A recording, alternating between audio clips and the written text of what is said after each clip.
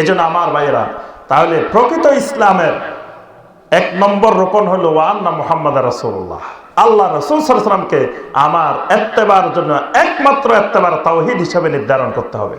2 নম্বর হলো সালাত কায়েম করতে হবে। নামাজ নাই, ইসলাম আছে না তার মধ্যে। কিন্তু বাংলাদেশে নামাজ না থাকলে ঈমান থাকে। নামাজ না পড়লে কি হবে? আমার ঈমান মজবুত, ঈমান শক্ত। নামাজে না ঈমান থাকে কেমনে? কি বলেন? যদি ঈমানে থাকতো তা আপনার যে ঈমানে নামাজ পড়াতে পারে না কেন আপনারা? 3 নম্বরে হলো সিয়াম পালন করা রমাদান মাসে। 4 নম্বরে যাকাত আদায় করা। 5 নম্বরে সামর্থ্য থাকলে হজ্জে বাইতুল্লাহ করা। এটাই হলো প্রকৃত ইসলাম। এর শাখা প্রশাখা মিলে কোরআন এবং সুন্নাহর ইত্তেবা করা, ওহীর সমস্ত বিষয় ইত্তেবা করা। যেটা করতে বলছেন সেটা করা, যেটা করতে মানা করছেন সেটা। আল্লাহ রাসূল সাল্লাল্লাহু আলাইহি ওয়াসাল্লাম 5 ওয়াক্ত নামাজের আযান দিতেন না?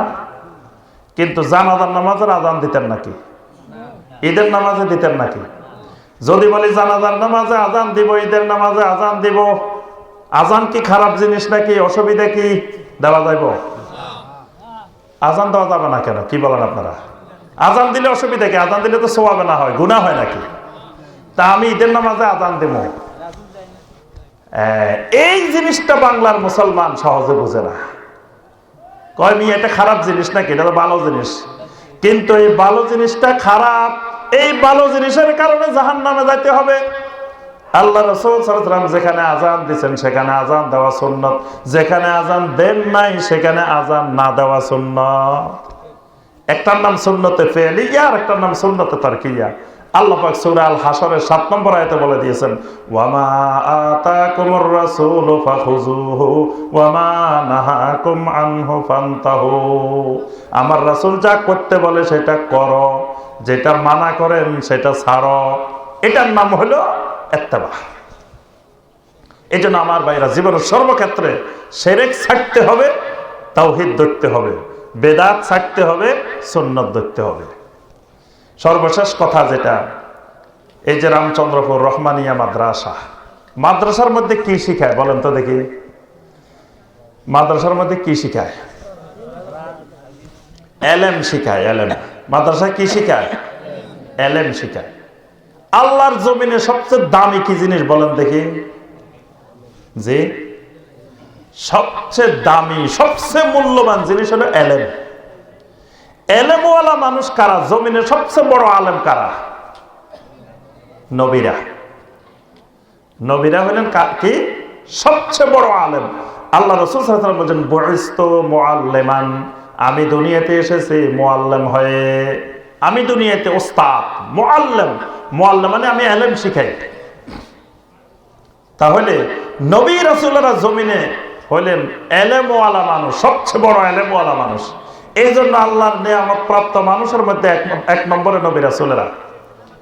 আল্লাহ পাক বলছেন, ওয়া ইউতিল্লাহু ওয়ার রাসূল ফাউলাইকা মাআল্লাযীনা আন'আমা আল্লাহু আলাইহিম মিনান নাবিয়্যিন। 1 নম্বর নিয়ামত প্রাপ্ত মানুষ নবীরা, কারণ তাদের কাছে সবচেয়ে বড় নিয়ামত যে জিনিস আছে সেটা হলো ওহী, ইলম। এই জন্য এলেমবিহীন ইসলাম হয় না। ইসলামের সাথে এলেমের গভীর সম্পর্ক। এলেম ছাড়া কোনো ইসলামের কোনো বিধানে পালন করা যায় না।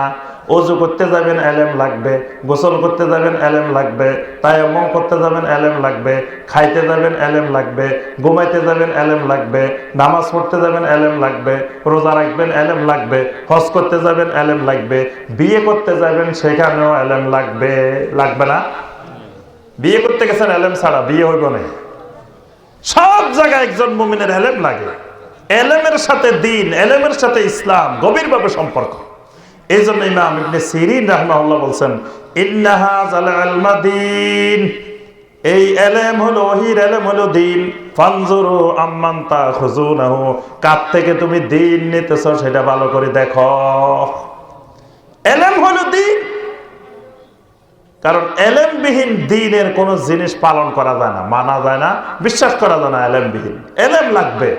এই জন্য ঈমান আনতে হলেও এলেম লাগবে। ফা'লাম আন্নাহু লা ইলাহা ইল্লাল্লাহ, লা ইলাহা ইল্লাল্লাহ বলতে হইলে, মানতে হইলেও এলেম লাগবে।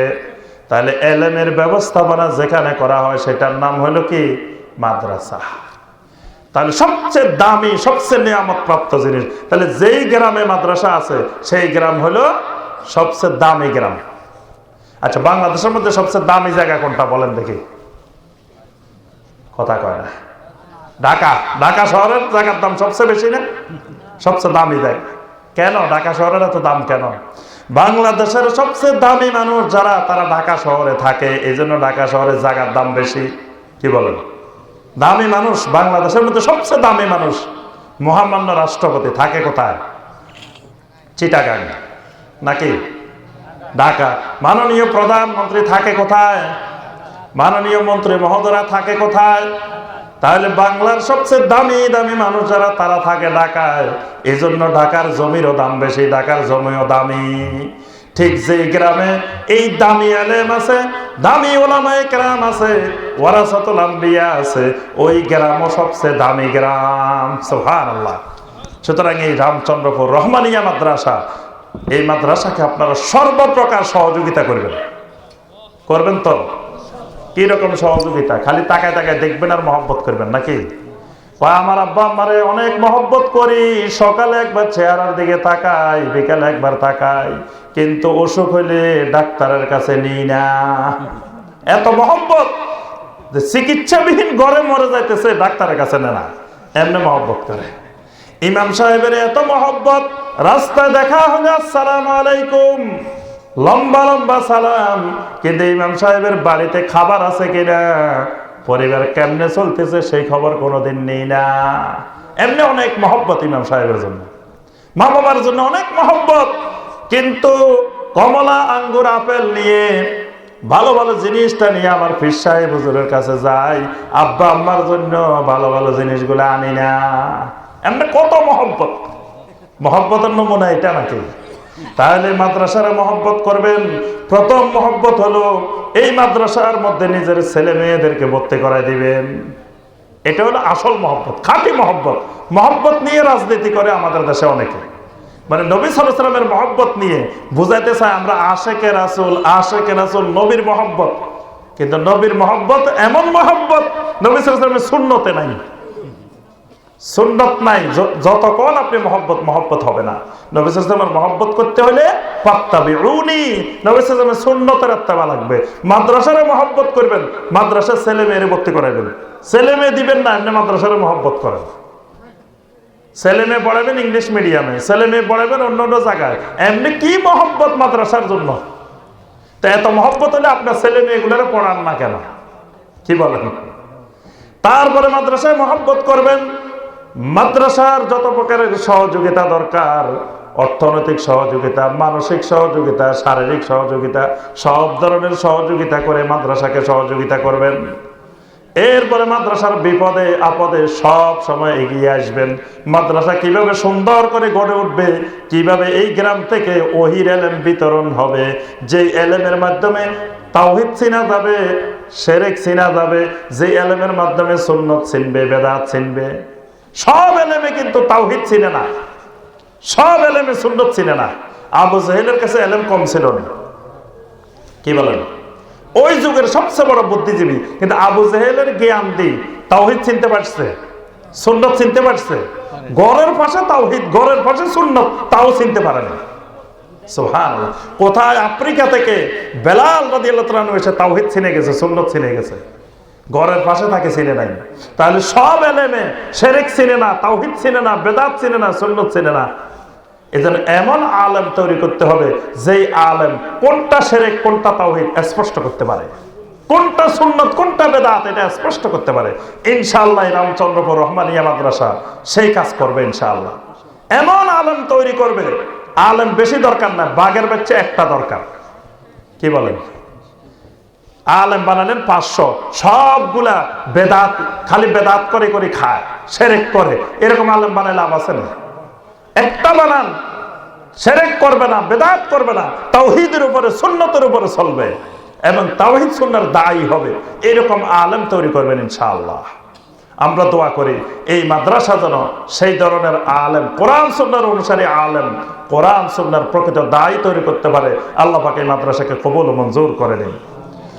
এই মাদ্রাসার সকল প্রকার প্রয়োজনীয়তা আল্লাহর পক্ষ থেকে আল্লাহ পাক ব্যবস্থা করে দিন। এই এলাকার ভাই বোনদেরকে আল্লাহ পাক কবুল ও মঞ্জুর করে নিন। এই এলাকার সকলের উপর আল্লাহ রহমত নাজিল করুন। এই এলাকার সকল ভাই বোনকে ভ্রাতৃত্বের বন্ধনে ভাই ভাই হিসাবে বসবাস করার তৌফিক দান করুন। সকল প্রকার অশান্তি বিশৃঙ্খলা থেকে আল্লাহ পাক হেফাজত করুন। এই এলাকার সকল ভাই বোনদেরকে আল্লাহ পাক হায়াতে তৈয়বা দান করুন। যারা অসুস্থ আছেন সবাইকে আল্লাহ পাক সুস্থতা দান করুন। সকল প্রকার বিপদ আপদ বালা মুসিবত থেকে হেফাজত করুন। আল্লাহ রাব্বুল আলামিন আমাদের সবাইকে হজ্জে বাইতুল্লাহ নসিব করুন।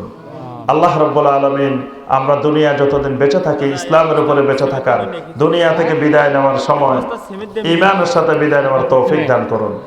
আল্লাহ রাব্বুল আলামিন আজকের এই মাহফিলকে সার্থক করার জন্য যে সকল ভাই বোন শারীরিকভাবে, মানসিকভাবে, আর্থিকভাবে উপস্থিত হয়ে সময় দিয়ে বিভিন্নভাবে সহযোগিতা করেছেন, আল্লাহ রাব্বুল আলামিন সকল প্রকার সহযোগিতাকে কবুল ও মঞ্জুর করে নিন।